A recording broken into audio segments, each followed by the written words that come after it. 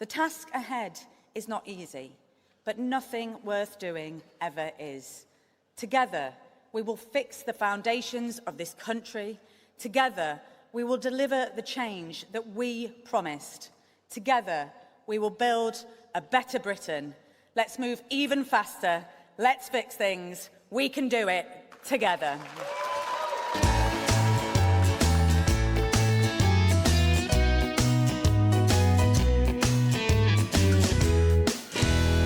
Welcome to Calling All Stations, the Transport Podcast. I'm Christian Romer, a journalist and author who has written about transport for the past 30 years. In every episode, we aim to bring you the most engaging recent transport stories. A special welcome to the first episode of Season 3, which is our Live from Liverpool edition, which will bring you the latest news from the Labour conference. And with me is my regular co-presenter, Mark Walker. So, Mark, did you have a break this summer? Well, hardly, Christian, and hello to our listeners, who many of them will know and know from previous episodes what a hectic summer it's actually been in the world of transport since the election of the UK's Labour government in July.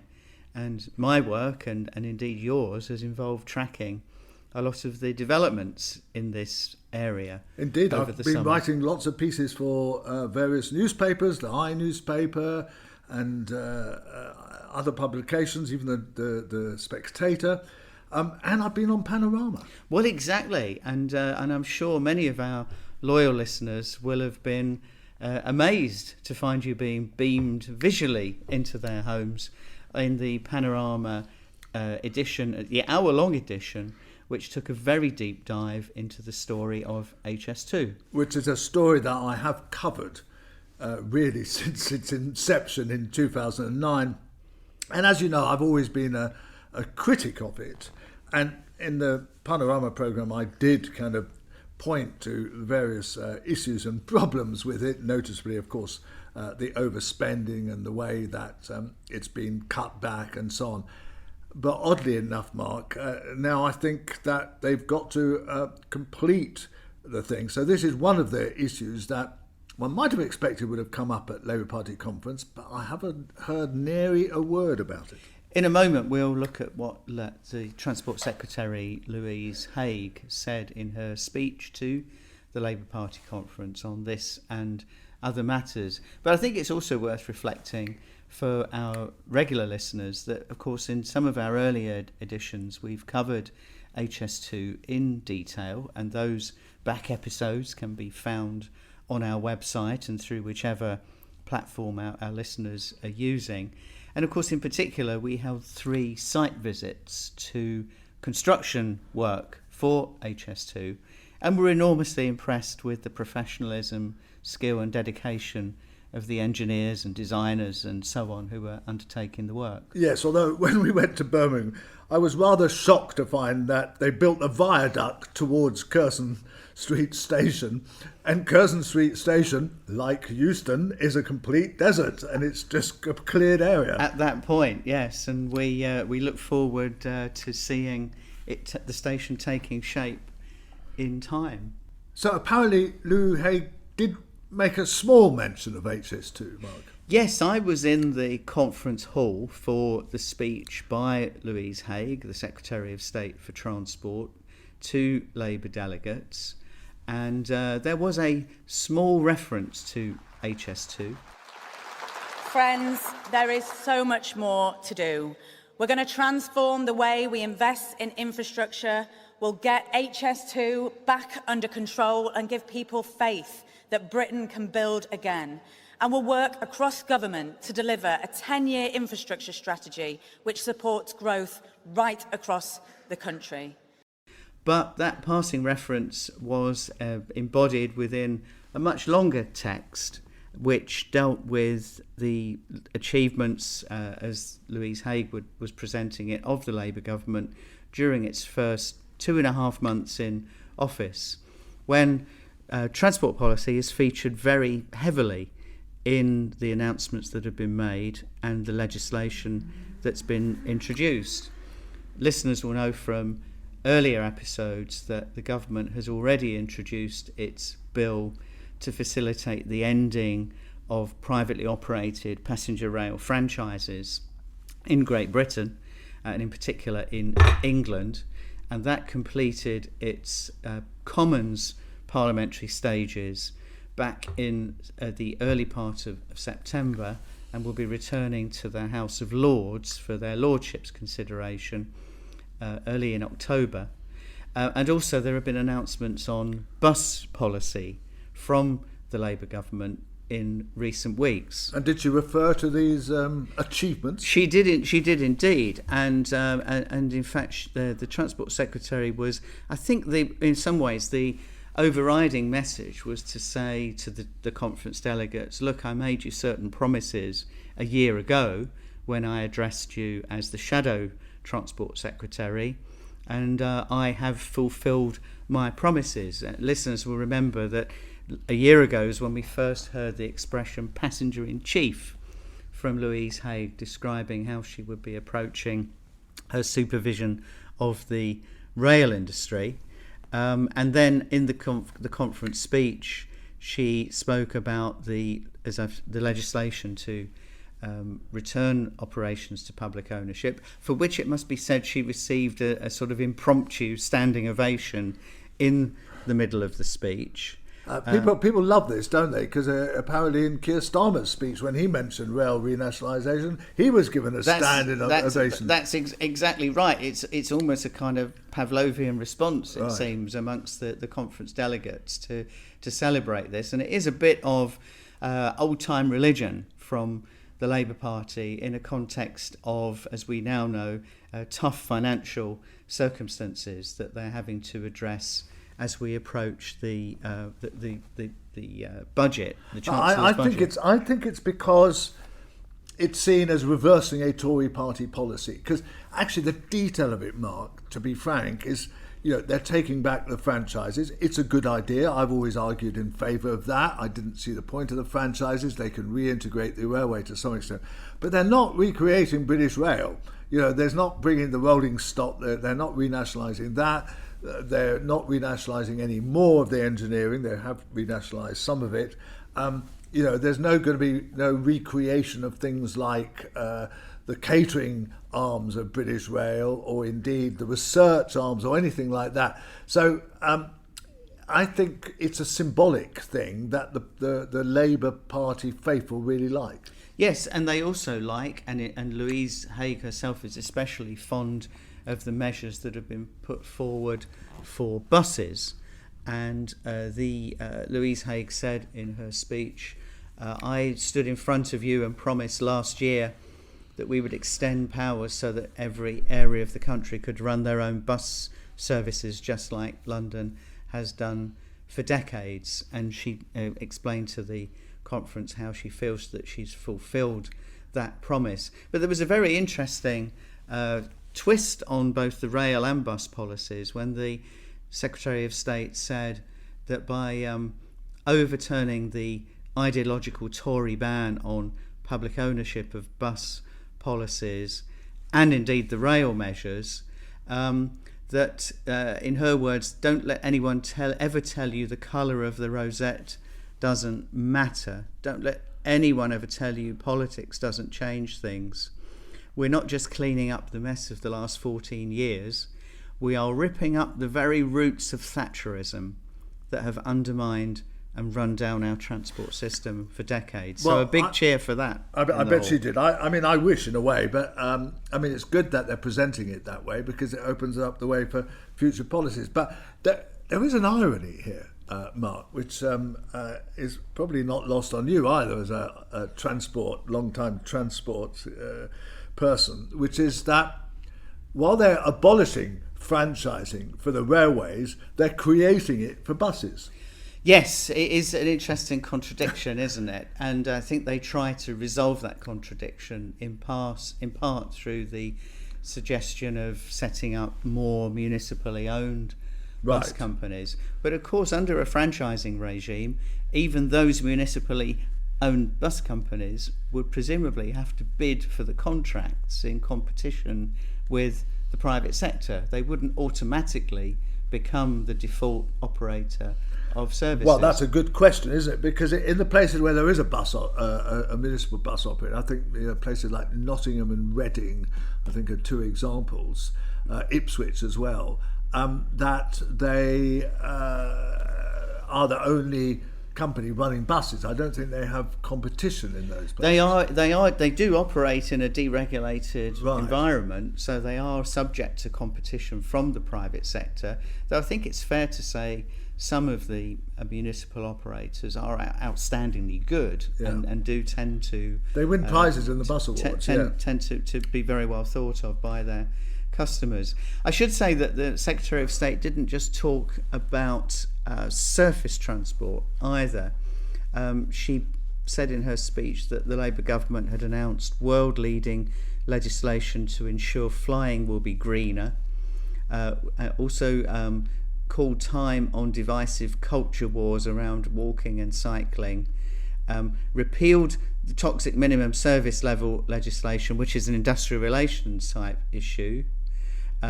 Greenlit hundreds of affordable homes by stations, which is interesting because that's the integration of transport planning with other development, which was skipped over just in a breath, but was quite an important thing to say. And interestingly, it came out fighting on the settlement of the pay dispute in the rail industry, when she said that we got around the table with the unions to put an end to the longest ever industrial dispute on our railways. So all in all, sort of quite a combative performance from the Secretary of State, and strongly suggesting, as I've said, that not only was this a significant development in its own right, it was placed in a kind of historical context when the current Transport Secretary, Louise Haigh, cited the memory of what she called the incomparable Barbara Castle, who had been the Transport Secretary the first ever woman Transport Secretary of the Labour government in the 1960s. I am very impressed that Lou Haigh mentioned the culture wars, and indeed she did do an interview with one of the rare interviews she's given to journalists since assuming office, to Laura Laker a couple of weeks ago. Laura Laker is a long-time cyclist, campaigner and journalist, and apparently Lou Haigh has taken up cycling as a result of being given a bicycle by Cycling UK, an electric bike, because she said Sheffield's full of hills, I'm not going to cycle in Sheffield. And she has spent a morning with Chris Boardman, who of course is in charge of Active Travel England and is the famous gold medalist and become a cycling campaigner. She spent the morning with him, then did this interview with Laura Laker, and has become a convert to the idea of active travel, and even more kind of optimistically, she has actually put it in the context of health. Right. And she really seems to get the idea that transport isn't just about getting around. It also has implications for lots of other policies, in particular health. So let's see where that goes. But I'm very impressed with that. You also at the Labour Party conference, amongst the many dozens, even hundreds of events that go on around the fringe of the main conference itself, attended an event looking at, I know, a subject dear to your heart, which is the proposition of driverless cars. Indeed, yes. In the tech hub, there was a tech hub. There'd have to be a tech hub if Labour's going to be trendy. And it was interesting because Lillian Greenwood, who emphasised she's not the Minister for Roads, but the Minister for the Future of Roads, which implies that, again, a wider understanding that streets and roads should not just be as they are, but they might need transformation in certain ways.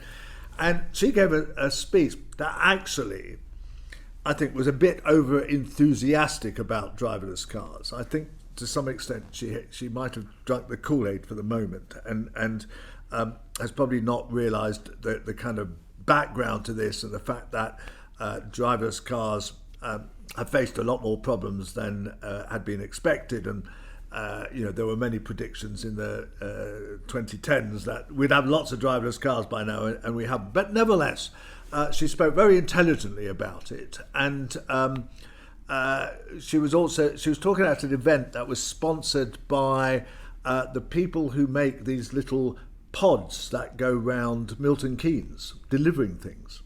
They're little kind of robots. What do they call them? Starliners Starships. They call them starships because apparently they came out of a company that was involved in rocket technology or something.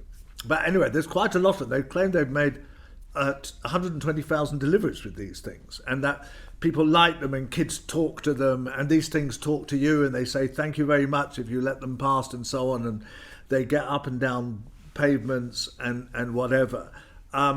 But Milton Keynes is a rather kind of special place. It's the most American style city in the UK, and I think the fact that they work in Milton Keynes doesn't mean that they're universally likely to work in very hilly places with lots of steps, places without curbs that are kind of lowered and so on. But nevertheless, they might be a technology that is here to stay. But she then kind of talked about those, but then went on to talk about the future driverless cars. She said she'd been in a driverless car and been driven around London in one with, of course, a safety driver, because that's the law at the moment. And she emphasised that this legislation, which we've talked about on this podcast before, about autonomous vehicles, has been passed by the Tory government and opens the way for this sort of innovation. And as I've said before, it is very good legislation. It's very oriented towards safety, and I think it sets some difficult hurdles for the companies to overcome before we actually see generally driverless cars on our streets with actually no safety driver, like there is in San Francisco and Los Angeles and Las Vegas and a few other American cities where you can see these things and you can actually get a taxi and take them and so on. But nevertheless, so watch this space. We have a government that is enthusiastic about these things. My view has always been rather sceptical about whether they will become universally useful. Lillian Greenwood did cite the fact that she had been talking to a conference delegate who was very enthusiastic about them because his wife is losing her sight, and his wife was hoping that she'd be able to use driverless cars to ferry her around. And I didn't get a chance to intervene, but I did want to say that I'd seen this example around for many, many years, and we're nowhere near entrusting a person who can't see into a driverless car in this country. But anyway, watch this space. And then, of course, Christian, you had your own appearance around the conference fringe. So on Sunday evening, there was a fringe meeting and a reception called the Public Transport Reception, in fact, organised by the Campaign for Better Transport and sponsored by train leasing company Porterbrook, at which you were invited to expound your views on what we might see from a Labour government in the years ahead on transport policy. Yes, I did, and I decided to look at the challenges facing the new transport team, and I set them out as a series of three challenges and one extra overriding one. The challenges being, first of all, the structure, trying to sort out the legal structure, the issue of the environment and emphasising that everything has to have an environmental aim, and then delivery. So and then with one overriding one, which I'll let listeners think about, and then I'll talk about it at the end. And I think there has been considerable progress, as you said in the introduction, about the fact that in terms of the structure of the industry, both on railways and buses, there has been quite a lot of progress. That they've announced the bills. They've actually got one of the railway bills almost through the parliamentary process. It's gone to the House of Lords, and they've got another one in the pipeline. And all in all, there's 5 bills with some transport issues in them. And so they are kind of making progress, although it must be said, we don't really know what the structure of Great British Railways is going to be. You know, there's been a lot of debate about who's going to be at the top of the tree, whether Network Rail is going to be, or whether it's some other organisation, or whether it's actually going to be Great British Railways, which will be in charge of Network Rail rather than the other way around. And I must say, talking to people in the industry at this conference, there is almost universal feeling that they don't want Network Rail to be running the industry. How very interesting. Yeah, lots of people. I went to a big dinner last night organised by the Railway Safety and Standards Board, and there were several both private and public sector people there, and they were absolutely universal. I mean, when I mentioned this issue and gave a sort of really roundup of this speech, they were absolutely unanimous that they did not want Network Rail to be top. Now, it's very interesting because, of course, the man who used to be chairman of Network Rail is now the rail minister in charge of this process. And there was a lot of discussion at the meeting, actually, about how he's going to cope with that, and you know, whether he was put there precisely so that other kind of structures for the industry could be put forward and he wouldn't be able to object. But anyway, so very interesting. Anyway, so that's the first issue. They've made some progress on structure. And then on the environment, I was really emphasizing the fact that, you know, this has changed since the last time Labour was in power. When really, you know, when they assumed power in 1997, there wasn't really as much emphasis on the environment. There was nothing like as much emphasis. And indeed, John Prescott at the time came forward with a transport plan, and it included some 20 tram schemes and all sorts of other ideas. And basically, those never saw the light of day because they were knocked on the head by often people in Number 10 or even Tony Blair himself. And I think that if there had been more of an environmental imperative, some of those might well have seen the light of day. And so now we're in a different world. And I don't think you can put forward any serious transport schemes or indeed legislative changes without considering the environment and net zero and all that entails. And that's something that we haven't quite seen incorporated in the Labour Party policy yet, but they're going to have to do that. And then the third is delivery, and that is a really difficult issue because, as I said, we don't know the structure of what Great British Railways will look like. In terms of buses, it's really local authorities that are delivering this, and you know, their performance in the past has been patchy, and you know, will they be able to take over the overall kind of oversight of their local bus networks? How will it work? Will they, as you say, have to bid for contracts if they want to run services themselves, and so on? We don't know any of that. So neither in terms of buses nor in terms of trains do we know how this is going to work out. And of course, in terms of roads, as you know, I wrote a piece in The Guardian earlier in the summer about the fact that one potential source of money for all of this is scrapping major road schemes. So I mentioned that as well. And that led me on to the overarching issue on transport, which is money. And whether there'll be money to improve the rail services, which given how much store they've set by this renationalisation leading to major improvements, they're going to have to support it with some extra cash, I think. But, you know, that's not on the horizon at the moment, but it's such an important policy that it can't be allowed to fail, really. And the same goes for buses. You can't improve the bus service without extra money and support for services. Buses on the whole need some sort of subsidy. You can cross-subsidise across in networks from the profitable service to the less profitable service or the loss-making services and so on. But overall, you probably need an injection of cash. So there is that issue.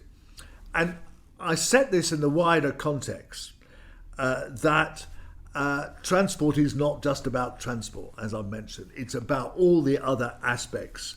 And I think they're beginning to understand that. I think the positive words from Louis Haig about sustainable travel, active travel and the like might suggest that they understand that if you want to reduce the NHS bill, you've got to spend money on transport. And that's very important to get that across. And I was very taken with an article, a blog by Lee Waters, who used to be in charge of transport in Wales, who has written a very extensive, quite nerdy and techie blog, but a very important statement setting out how we have to change WebTag, which is the way that schemes are assessed.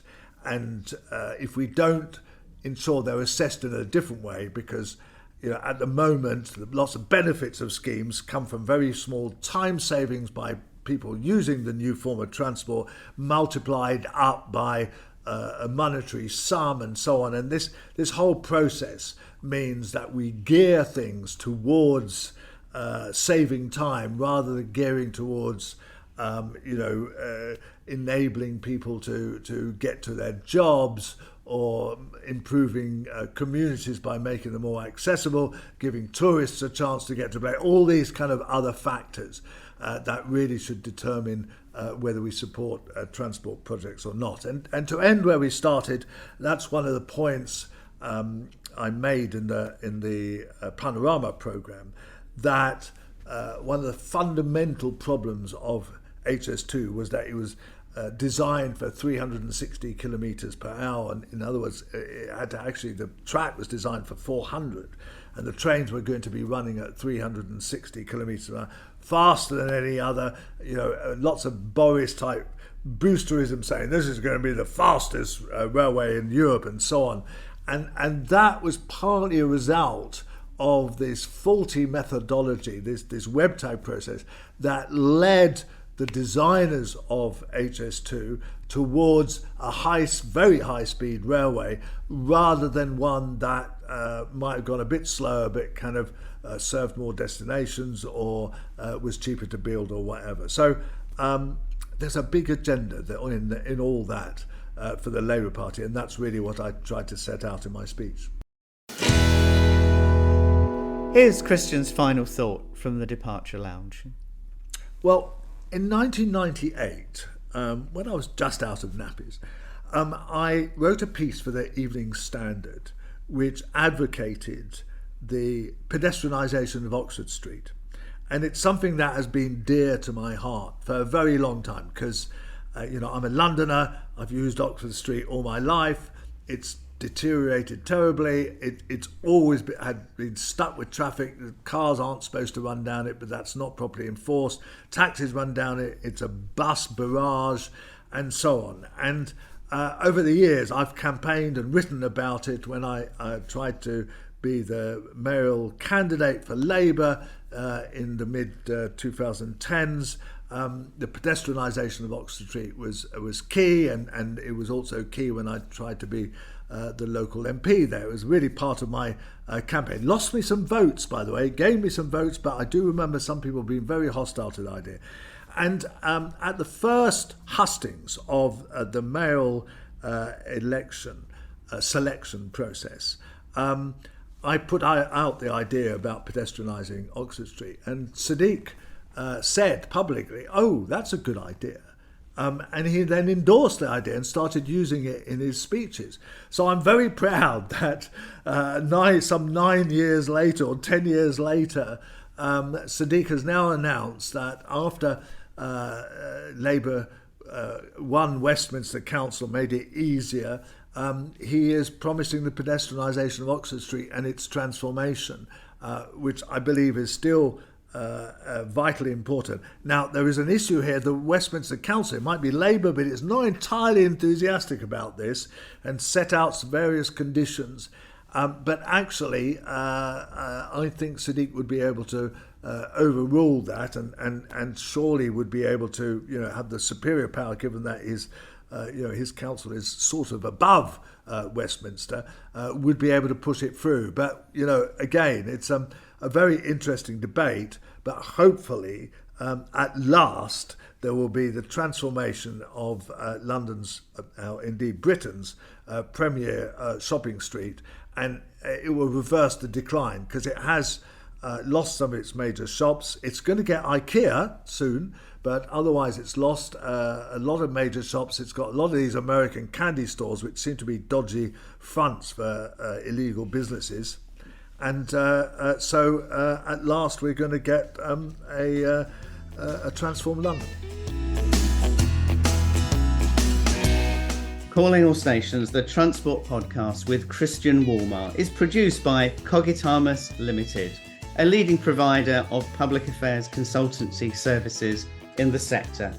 We hope you've enjoyed this episode. If you have, please consider giving us a 5-star rating with whichever platform you use. Do also follow us on X, formerly known as Twitter. Our handle is @AllStationsPod.